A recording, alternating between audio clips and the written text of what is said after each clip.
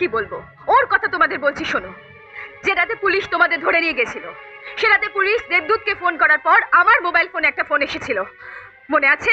হ্যাঁ, লতা গীতা ফোন করে আমাদের ছেড়ে দিতে বলেছিল। না, সেদিন আমি পুলিশ অফিসারকে মিথ্যে কথা বলেছিলাম।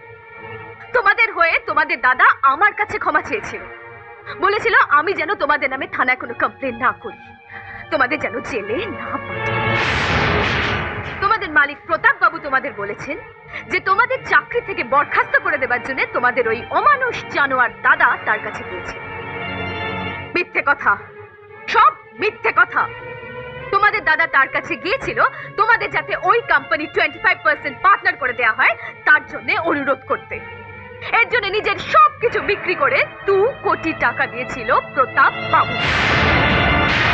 তোমরা যখন 3 রকম মাছ দিয়ে ভাত খাবে তখন ওই ভাতের দিকে ভালো করে তাকিয়ে দেখো, ওই ভাতের উপর ভেসে উঠবে তোমাদের দাদার মুখটা, অমানুষ জানোয়ার দাদার মুখটা, যে নিজে সর্বশান্ত হয়ে তোমাদের মুখে অন্ন তুলে দিয়েছে।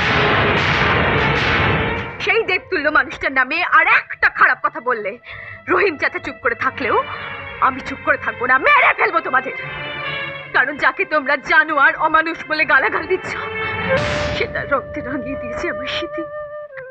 স্বামীর নামে আর একটা বাজে কথা শুনতে চাই না আমি তোমাদের মতো অমানুষের মুখ থেকে।